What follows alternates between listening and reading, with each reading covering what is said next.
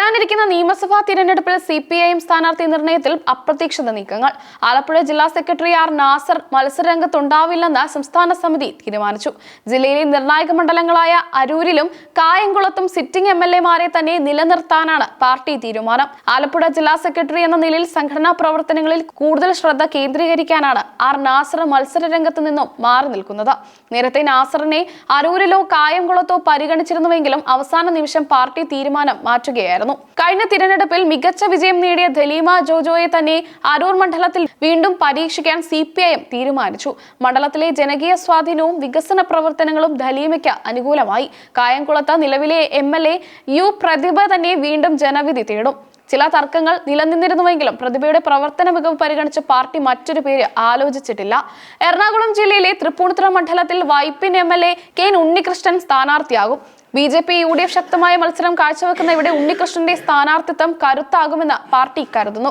KN Unnikrishnan മണ്ഡലം മാറിയതോടെ വൈപ്പിനിൽ പുതിയ മുഖമായ MP ഷൈനിയെ ഇറക്കാനാണ് തീരുമാനം. മണ്ഡലത്തിലെ സ്ത്രീ വോട്ടർമാരുടെ പിന്തുണ ഷൈനിയിലൂടെ നേടാമെന്നാണ് കണക്കുകൂട്ടൽ. മുൻ മന്ത്രിയും മുതിർന്ന നേതാവുമായ AC മൊയ്തീൻ കുന്നംകുളത്ത് തന്നെ മത്സരിക്കും. മണ്ഡലത്തിൽ വലിയ സ്വാധീനമുള്ള മൊയ്തീൻ വിജയം ആവർത്തിക്കുമെന്ന ഉറച്ച വിശ്വാസത്തിലാണ് നേതൃത്വം. മുൻ വിദ്യാഭ്യാസ മന്ത്രി C രവീന്ദ്രനാഥ് ഇത്തവണ മണലൂരിൽ സ്ഥാനാർത്ഥിയാകും. രവീന്ദ്രനാഥിന്റെ ശുദ്ധമായ രാഷ്ട്രീയ പ്രതിച്ഛായ മണലൂരിൽ ഗുണകരമാകുമെന്നാണ് പാർട്ടിയുടെ വിലയിരുത്തൽ. കഴിഞ്ഞ കുറച്ച് നാളുകളായി ചർച്ചകൾ സജീവമായിരുന്ന P സ്തരീൻ ഇത്തവണ മത്സരരംഗത്തുണ്ടാവില്ല. പാർട്ടി ഏൽപ്പിച്ച മറ്റ് ചുമതലകളിൽ അദ്ദേഹം ശ്രദ്ധ കേന്ദ്രീകരിക്കും. പാലക്കാട് മണ്ഡലത്തിൽ സ്ഥാനാർത്ഥിയെ പ്രഖ്യാപിക്കാൻ CPIM ധൃതി കാട്ടുന്നില്ല. UDF സ്ഥാനാർത്ഥി ആരാണെന്ന് വ്യക്തമായ ശേഷം മാത്രമേ ശക്തനായ ഒരു സ്ഥാനാർത്ഥിയെ നിശ്ചയിക്കാനാണ് തീരുമാനം.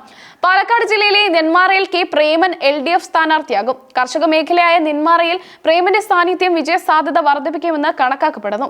ആലത്തൂർ മണ്ഡലത്തിൽ CPM ജില്ലാ സെക്രട്ടേറിയറ്റ് അംഗം TM ശശി മത്സരരംഗത്തിറങ്ങും. പാർട്ടിക്ക് വലിയ ആധിപത്യമുള്ള മണ്ഡലത്തിൽ ശശിയിലൂടെ ആധിപത്യം തുടരാമെന്ന് നേതൃത്വം കരുതുന്നു. സ്ഥാനാർത്ഥി പട്ടികയ്ക്ക് അന്തിമ രൂപം നൽകാൻ ചേർന്ന സംസ്ഥാന സമിതി യോഗത്തിൽ ഓരോ മണ്ഡലത്തിലെയും രാഷ്ട്രീയ സാഹചര്യങ്ങൾ കൃത്യമായി വിലയിരുത്തിയിരുന്നു. ഭരണ തുടർച്ച ലക്ഷ്യമിടുന്നതിനാൽ മികച്ച പ്രവർത്തനം നടത്തിയ സിറ്റിംഗ് MLA-മാരെ മാറ്റേണ്ടതില്ലെന്ന പൊതു തീരുമാനമാണ് പലയിടത്തും ഉണ്ടായത്. ജില്ലാ സെക്രട്ടറിമാർ തിരഞ്ഞെടുപ്പ് പ്രവർത്തനങ്ങളുടെ ചുക്കാൻ പിടിക്കണമെന്ന നയത്തിന്റെ ഭാഗമായാണ് ആർ നാസറിനെ പോലുള്ള നേതാക്കൾ മത്സരത്തിൽ നിന്നും വിട്ടുനിൽക്കുന്നത്.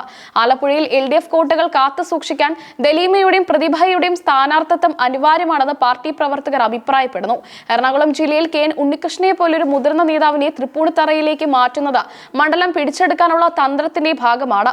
AC മൊയ്തീനും C രവീന്ദ്രനാഥും ഒരേ സമയം മത്സര രംഗത്തിറങ്ങുന്നത് തൃശൂർ ജില്ലയിൽ ഇടതു തരംഗം ഉണ്ടാക്കാൻ സഹായിക്കും. ദലീമ ജോജോ യു പ്രതിഭ MP ഷൈനി എന്നിവരുടെ സ്ഥാനാർത്ഥിത്വത്തിലൂടെ സ്ത്രീ പ്രാതിനിധ്യം ഉറപ്പാക്കാനും CPM-ന് കഴിഞ്ഞു.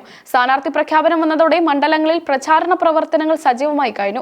ഭവന സന്ദർശനങ്ങളും സ്ക്വാഡ് പ്രവർത്തനങ്ങളും ഉടൻ ആരംഭിക്കും. കൃത്യമായ കണക്ക് കൂട്ടലുകളോടെയാണ് LDF ഈ തിരഞ്ഞെടുപ്പിനെ നേരിടുന്നത്. അന്തിമ സ്ഥാനാർത്ഥി പട്ടിക പുറത്തു വരുന്നതോടെ മത്സരം കൂടുതൽ ആവേശകരമാകും.